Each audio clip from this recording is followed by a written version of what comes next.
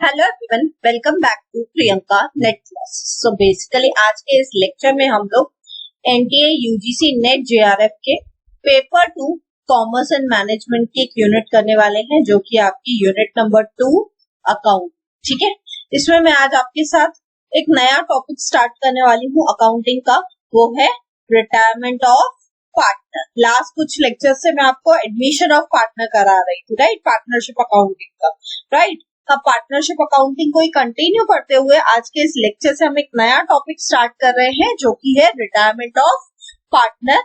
And इस lecture में पहले तो मैं आपको ब्रीफ इंट्रोडक्टरी समझा दूंगी कि रिटायरमेंट ऑफ पार्टनर है क्या, फिर उस टाइम पे जब रिटायरमेंट होता है तो क्या क्या अकाउंटिंग एडजस्टमेंट्स करने पड़ते हैं वगैरह वगैरह। एंड फिर हम करेंगे सम्स ऑन गेन रेशियो। ठीक है, गेन रेशियो के भी सम्स हम इसी लेक्चर में करेंगे, बिकॉज आपको एक थोड़ा बेस मिल जाएगा। नेक्स्ट लेक्चर में मैं इसका पार्ट 2 लेके आऊंगी, जिसमें मैं आपके साथ और भी गेन रेशियो पे सम्स डिस्कस करूंगी, ताकि एक अच्छी सी आपकी प्रैक्टिस हो जाए, राइट। सो ये आपका लेक्चर नंबर 11 है अकाउंटिंग का। ठीक है, चलिए स्टार्ट करते हैं। सो सबसे पहले तो समझते हैं रिटायरमेंट ऑफ पार्टनर है क्या, है ना।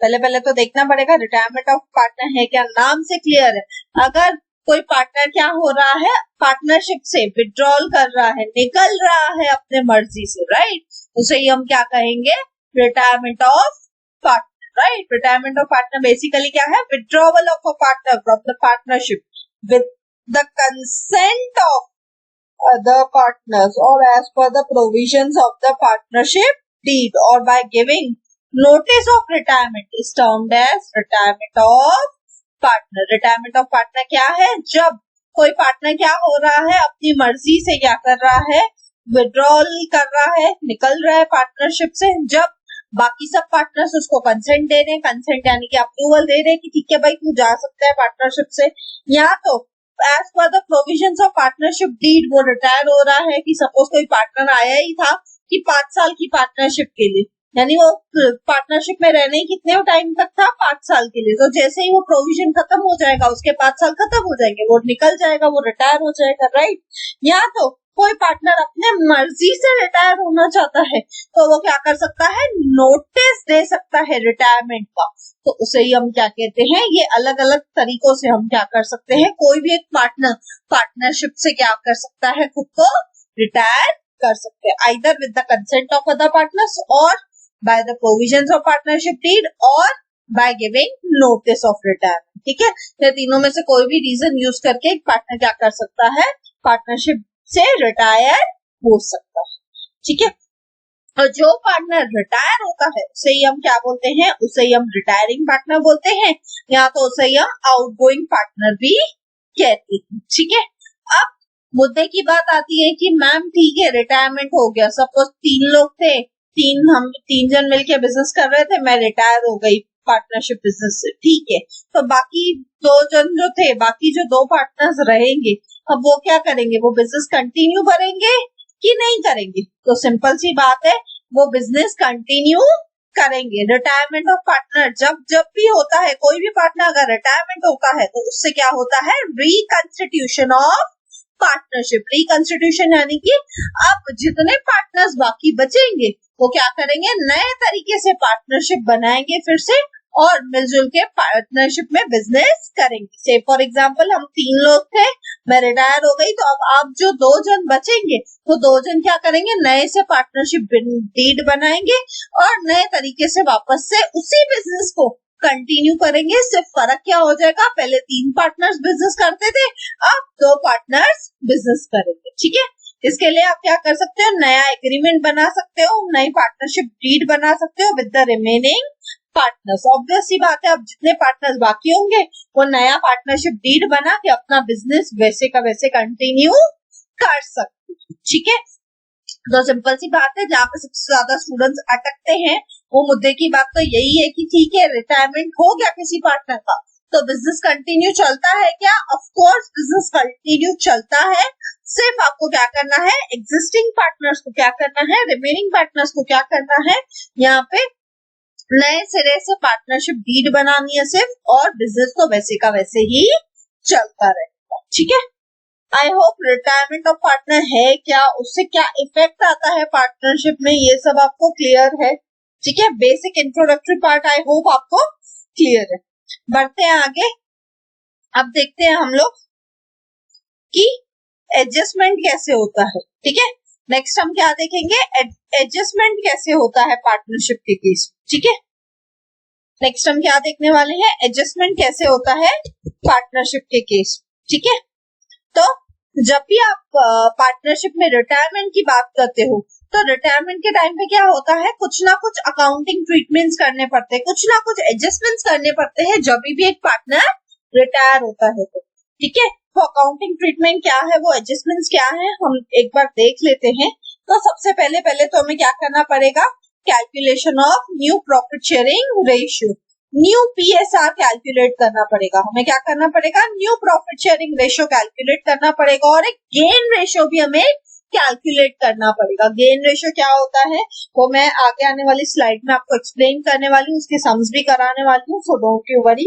न्यू प्रॉफिट शेयरिंग रेशियो क्या होता है, अब सोच के देखिए, पहले हम 3 जन थे तो 3 जन मिलके प्रॉफिट शेयर करते थे, अब आप 2 जन बच गए, 2 जन बच गए तो प्रॉफिट शेयरिंग रेशियो चेंज हो जाएगा ना, अब तो 2 जन ही मिलके शेयर करेंगे, अब तो प्रॉफिट है ना, तो नया प्रॉफिट शेयरिंग रेशियो इसलिए निकालना पड़ता है, और साथ ही साथ गेन रेशियो को भी निकालना पड़ता है। ठीक है, तो हम लोग रिटायरमेंट का जो ये टॉपिक है ना उसमें सीखेंगे आगे आने वाले लेक्चर्स में। इस लेक्चर में मैं आपको गेन रेशियो सिखाऊंगी, और आगे आने वाले लेक्चर्स में मैं आपको सिखाऊंगी new profit sharing ratio at the time of retirement कैसे कैलकुलेट करते हैं, बिकॉज इन दोनों से आपसे सम्स पूछे जाते हैं पेपर में। किससे, न्यू प्रॉफिट शेयरिंग रेशियो से और गेन रेशियो से भी आपसे क्या पूछे जाते हैं, सम्स पूछे जाते हैं पेपर में, इसलिए रेडी रहिएगा। मैं नेक्स्ट लेक्चर में आपके साथ सम्स डिस्कस करूंगी इसके, एंड आपको समझाऊंगी कि कैसे होता है। ठीक है, आई होप ये चीज क्लियर है। सेकेंड चीज क्या होती है, जब भी कोई पार्टनर रिटायर होता है तो ट्रीटमेंट ऑफ गुडविल, गुडविल की ट्रीटमेंट कैसे की जाती है वो मैंने आपको अलग अलग मेथड सिखाए थे गुडविल के कुछ लेक्चर्स पहले ही। अगर आपने उन लेक्चर्स को मिस किया है तो अकाउंटिंग की प्लेलिस्ट का लिंक डिस्क्रिप्शन में गिवन है, वहां से जाकर स्टार्टिंग से सारे लेक्चर्स देख के आइए, बिकॉज हर एक लेक्चर आपस में कहीं ना कहीं इंटरलिंक होता है। ठीक है, फिर नेक्स्ट क्या करते हैं हम, treatment of accumulated profits and losses, जो भी प्रॉफिट्स एंड लॉसेस है अभी तक के वो कैलकुलेट करने पड़ते हैं, उनको ट्रीट करना पड़ता है। Revaluation of assets and liabilities करना पड़ता है, ताकि आज की डेट में जो उनकी प्रेजेंट वैल्यू है उस हिसाब से उनको रखना पड़ता है। फिर ascertainment of profit and loss up to the date of retirement, retirement होने तक क्या प्रॉफिट हुआ था, क्या लॉस हुआ था बिजनेस में। जरूरी थोड़ी है पार्टनर जब फाइनेंशियल ईयर एंड होगा तभी रिटायर होगा, वो हो सकता है बीच फाइनेंशियल ईयर में चला जाए, कभी भी चला जाए फाइनेंशियल ईयर में होके, तो उस टाइम पे हमें क्या करना पड़ता है, उसके जाने तक क्या प्रॉफिट या लॉस हुआ है हमें उस बिजनेस में वो देखना पड़ेगा। ठीक है, तो ये एक चीज हो गई। नेक्स्ट हम क्या देखते हैं, calculation of total amount due to the retiring partner, कितना अमाउंट ड्यू है यानी हमें पे करना है एज अ पार्टनरशिप फर्म, हमें कितना अमाउंट अपने रिटायरिंग पार्टनर को पे करना है उसको कैलकुलेट करना पड़ेगा, फिर उसको सेटल करना पड़ेगा, और लास्ट एंड फाइनली एडजस्ट करना पड़ेगा capital of the continuing partners, जो रिमेनिंग पार्टनर्स हैं उनके कैपिटल को हमें एडजस्ट करना पड़ता है। ठीक है, तो ये 8 चीजें हैं जो कुल मिला के अकाउंटिंग ट्रीटमेंट जिनका किया जाता है जब जब एक पार्टनर रिटायर होता है। ठीक है, अब सबसे इम्पोर्टेंट चीज, हमारे काम की चीज क्या है, हमसे पेपर में क्या पूछा जाता है, तो आपसे पेपर में पूछा जाता है एक तो ये sums on new profit sharing ratio और गेन रेशियो, दूसरा आपसे ट्रीटमेंट ऑफ गुडविल पूछा जाता है, गुडविल के अलग अलग मेथड्स, गुडविल के टाइप से आपको क्वेश्चन पूछा जाता है। तो ये जो फर्स्ट और सेकेंड है यही आपके सबसे ज्यादा काम का है। ये जो फर्स्ट है ये मैं आपको इस लेक्चर से कराऊंगी, रिटायरमेंट के लेक्चर्स में मैं आपको आज तो मैं आपको गेन रेशियो कैलकुलेट करना सिखाऊंगी, और न्यू प्रॉफिट शेयरिंग रेशियो भी आने वाले लेक्चर्स में मैं आपको करा दूंगी। गुडविल का टॉपिक मैं पहले ही कवर अप करा चुकी हूँ। ठीक है, अकाउंटिंग की प्लेलिस्ट का लिंक डिस्क्रिप्शन में गिवन है, जाइए उन लेक्चर्स को भी देखिए अच्छे से, हर एक लेक्चर बाय लेक्चर देखिए ताकि आपको ओवरऑल समझ में आ सके। ठीक है, बाकी ये जितना कुछ भी ट्रीटमेंट है ना ये सब अपने काम का फिलहाल तो नहीं है, क्यों, क्योंकि नेट के एग्जाम में ना 2-2 मार्क के ही क्वेश्चन आना पॉसिबल है, और उसमें ये सब का ट्रीटमेंट 2 मार्क्स के लिए पूछना पॉसिबल ही नहीं है, राइट? तो ये सब चीजें आपसे पूछी नहीं जाती है, so don't you worry about it. लेकिन समझाने के लिए मैंने आपको समझा दिया कि क्या होता है, ताकि आपको पता होना चाहिए, ठीक है? आई होप ये अकाउंटिंग ट्रीटमेंट क्या क्या करना पड़ता है रिटायरमेंट के टाइम पे, ये आपको क्लियर है। बढ़ते हैं आगे। अब आते हैं हम हमारे एक्चुअल टॉपिक पे, जो कि है गेन रेशियो। अब गेन रेशियो क्या होता है? गेन रेशियो सिंपली मींस, ये रेशियो क्या होता है, जब एक पार्टनर के रिटायर होने के वजह से बाकी जो रिमेनिंग पार्टनर्स है उनको क्या होगा, फायदा होगा ना, गेन होगा ना। क्यों? क्योंकि सपोज पहले हम 3 जन मिलकर बिजनेस कर रहे थे, हमारा प्रॉफिट शेयरिंग रेशियो तीनों का था, है ना?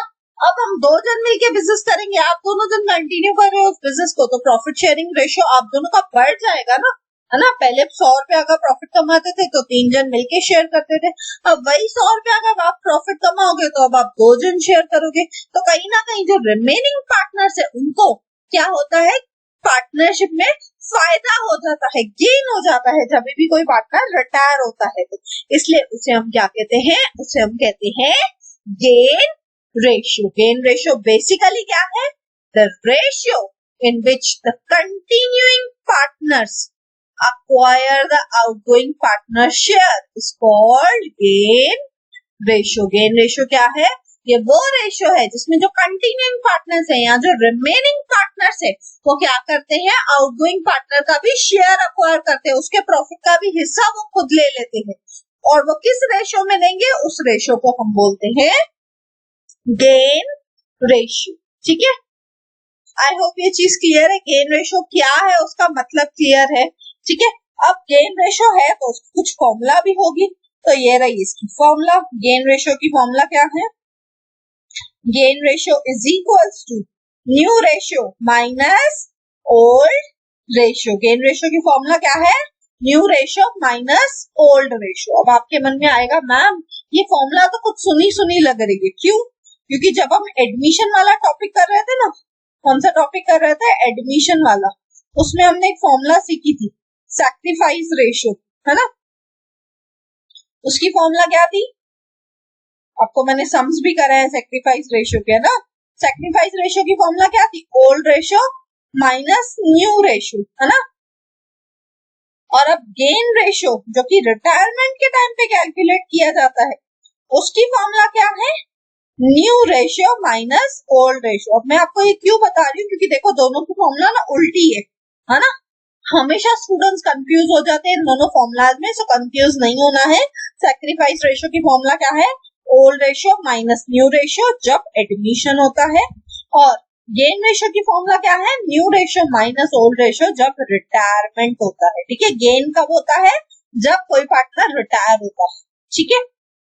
आई होप ये माइनर सा डिफरेंस आपको क्लियर है। इससे पहले कि आपके मन में क्वेश्चन आए, मैंने आपको क्वेश्चन का सोल्यूशन आपको पहले से दे दिया, दोनों अलग है। सैक्रिफाइस कब किया जाता है, जब कोई नया पार्टनर एडमिट होता है, और गेन कब होता है, जब कोई एग्जिस्टिंग पार्टनर क्या हो जाता है, रिटायर हो जाता है, ठीक है? गेन रेशियो की फॉर्मूला क्या है, new ratio minus old ratio, ठीक है? अब करें इसके sums.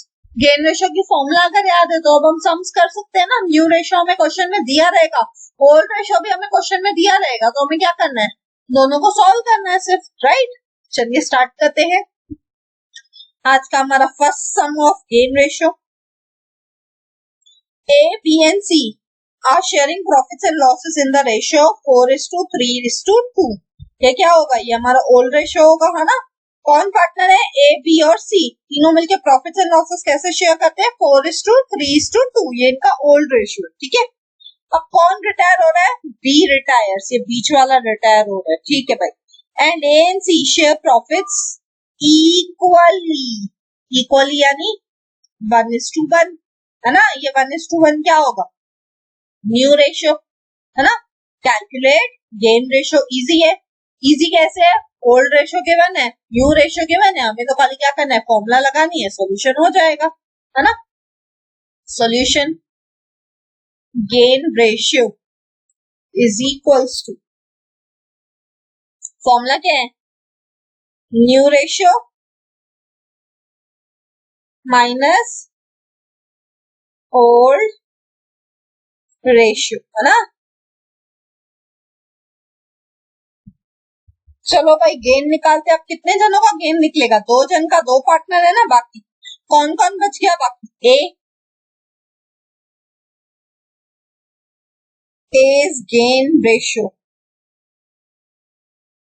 is equals to, formula क्या है? New ratio. न्यू रेशियो क्या है? ए का 1, 1/1 प्लस 1 क्या हो जाएगा? 2 माइनस ओल्ड रेशियो क्या है? ए का 4, है ना, डिवाइड बाय 4 प्लस 3 7, 7 प्लस 2 9, तो डिवाइड बाय 4/9 हो जाएगा। ठीक है,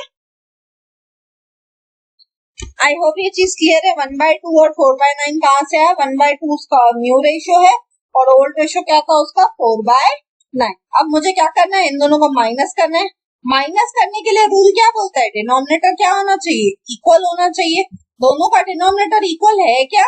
नहीं है इक्वल। दोनों का डिनोमिनेटर इक्वल है क्या? नहीं है इक्वल। नहीं है तो इक्वल करना पड़ेगा, है ना।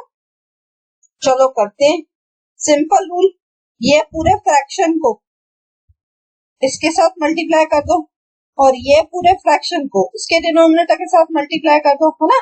1/2 को किसके डिनोमिनेटर के साथ मल्टीप्लाई करेंगे? सामने वाले के डिनोमिनेटर के साथ, यानी 9 के साथ। और 4/9 को किसके डिनोमिनेटर के साथ मल्टीप्लाई करेंगे?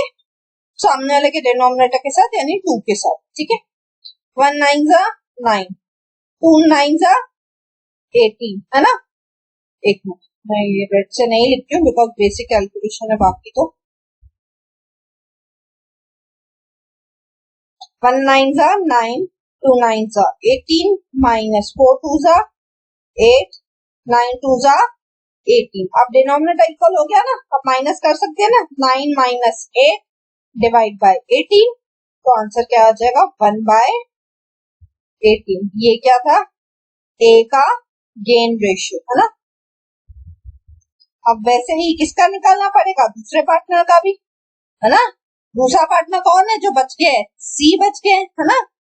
तो C's gain ratio is equals to, formula क्या है? New ratio. न्यू रेशियो क्या है? सी का 1/2, है ना।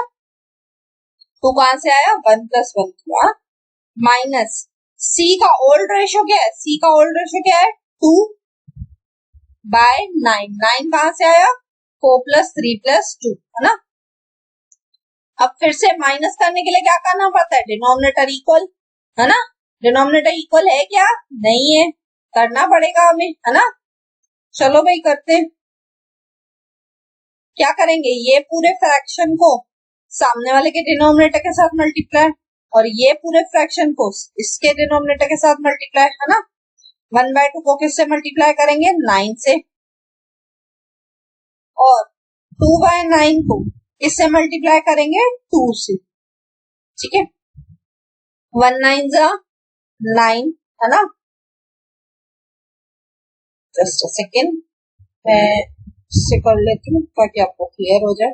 1 9 जा 9, 2 9 जा 18, 2 2 जा 4, 9 2 जा 18। अब दोनों का डिनोमिनेटर इक्वल हो गया ना, आप माइनस कर सकते हैं ना। 9 minus 4 divide by 18, final answer क्या आएगा? 5/18। ये किसका रेशियो है? गेन रेशियो किसका है? सी का। सीज गेन रेशियो कितना है? 5/18। ठीक है, अब फाइनली आंसर क्या निकलेगा? Gain ratio of A and C is equals to, A का कितना है? 1, सी का कितना है? 5। तो जो भी ऑप्शन 1/5 का होगा उसको आप क्या करोगे? उसको आप सिलेक्ट करोगे, वो आपका राइट आंसर होगा। ठीक है, पेपर में। आई होप ये सम क्लियर है, कैसे गेन रेशियो निकालते हैं। ये फर्स्ट सम था, लेकिन आई होप आपको क्लियर है कि कैसे कैलकुलेट करते हैं, क्या आता है, कैसे करते हैं, है ना। जहां पे भी 1/5 ऑप्शन होगा, 1:5 ऑप्शन होगा, वही आपका राइट आंसर होगा। ठीक है, आई होप ये फर्स्ट सम क्लियर है आपको। ठीक है, और अगर आपको ऐसे ही मेरे लेक्चर्स अच्छे लगते हैं तो प्लीज लाइक कीजिएगा एंड साथ ही साथ अकाउंटिंग के अलावा भी मैंने कॉमर्स की और बहुत सारी यूनिट्स कवर की है, जैसे कि बिजनेस फाइनेंस हो गया, बिजनेस इकोनॉमिक्स हो गया, है ना। ऐसी बहुत सारी यूनिट्स मैंने कवर की, उन सभी ही प्लेलिस्ट यूनिट्स की प्लेलिस्ट का लिंक ना आपको डिस्क्रिप्शन में मिल जाएगा। आप वहां से जाकर कॉमर्स की बहुत सारी यूनिट भी कवर कर सकते हो, ठीक है। आई होप ये सम क्लियर है। बढ़े आगे नेक्स्ट सम की तरफ। चलिए सेकेंड सम करते हैं हम अपना। A, B and C are sharing profits and losses in the ratio of 4:3:2। ये क्या है इनका ओल्ड रेशियो, ठीक है भाई। अब कौन रिटायर हो रहा है? सी रिटायर हो रहा है, लास्ट वाला पार्टनर रिटायर हो रहा है। The new ratio of A and, अब ए और बी बच गए, इनका न्यू रेशियो क्या है? 3:2। 3:2 क्या है इनका new ratio. Calculate the gain ratio. Simple सी बात है, ओल्ड रेशियो भी गिवन है, न्यू रेशियो भी गिवन है, अच्छी बात है, हमारा तो काम बन गया, है ना। सॉल्यूशन, सबसे पहले तो गेन रेशियो की फॉर्मूला क्या है? Gain ratio is equals to new ratio minus old ratio, है ना। यही थी ना हमारी फॉर्मूला। चलो भाई निकालते हैं गेन रेशियो। सबसे पहले किसका निकालेंगे? ए का। ए इज गेन रेशियो। फॉर्मूला क्या है गेन रेशियो की? New ratio minus old ratio. New ratio क्या है? ए का 3 डिवाइड बाय क्या आएगा डिनोमिनेटर में? 3 + 2 क्या हो जाता है? 5 माइनस ओल्ड रेशियो क्या है? ए का, ए का ओल्ड रेशियो क्या है? 4 डिवाइड बाय 4 + 3 7 7 + 2 9। तो डिनोमिनेटर क्या हो जाएगा? 9। अब इन दोनों को डिनोमिनेटर इक्वल करना पड़ेगा। क्यों डिनोमिनेटर इक्वल करना पड़ेगा? ताकि हम माइनस कर सके, है ना। माइनस करने के लिए मुझे क्या करना पड़ेगा? इन दोनों का डिनोमिनेटर इक्वल करना पड़ेगा। चलो करते हैं। कैसे करेंगे?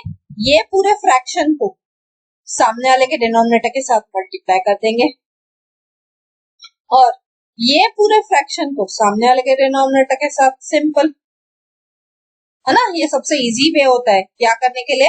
डिनोमिनेटर इक्वल करने के लिए। 3 9 27, 5 9 45 minus 4 5 20, 9 5 45, 27 minus 20 divide by 45।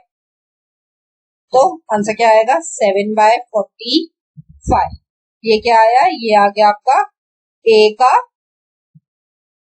Gain ratio, है ना। आई होप यहाँ तक क्लियर है। अब ए और कौन बच गया? न्यू पार्टनर कौन है? अब सी। बी तो रिटायर हो रहा है, तो गेन रेशियो किसका निकलेगा? बाकी बी का।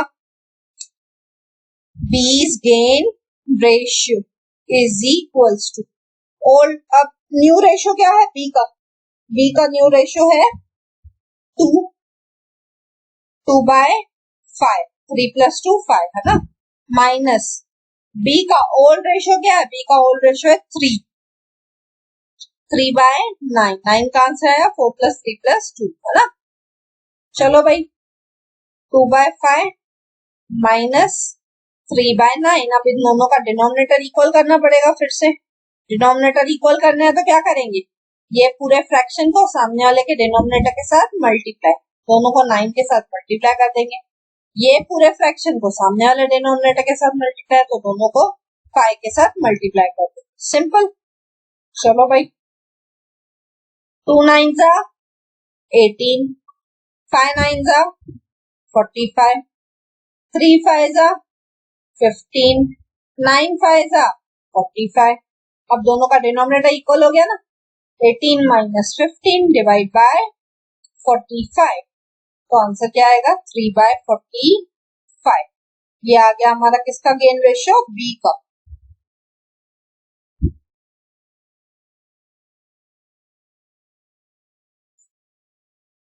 फाइनली आंसर क्या होगा?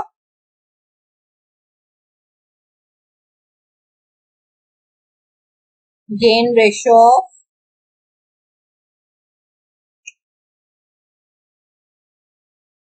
A और B इज इक्वल्स टू क्या है 7:3।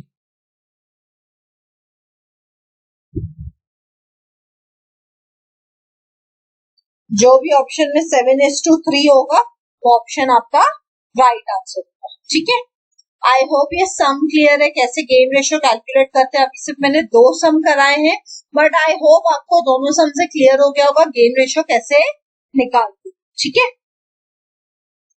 सो थैंक यू। आई होप आपको रिटायरमेंट वाला टॉपिक और इसके साथ जो मैंने आज आपको गेन रेशियो के सम स्टार्ट कराए हैं वो आपको क्लियर हुए होंगे। इसका पार्ट 2 भी आएगा जिसमें मैं आपके साथ गेन रेशियो के और सम्स एक्सप्लेन करूंगी आपको, ताकि आपकी अच्छी खासी प्रैक्टिस हो जाए। ठीक है, so thank you, see you all in the next lecture. अगर आपको लेक्चर अच्छा लगा तो प्लीज लाइक कीजिए, कमेंट करके मुझे जरूर बताइए, ज्यादा से ज्यादा लोगों तक शेयर कीजिए, बिकॉज ज्ञान बांटने से ही बढ़ता है। एंड सब्सक्राइब कीजिए अगर आप न्यू है तो। मिलते हैं नेक्स्ट वीडियो में, till then bye bye, take care.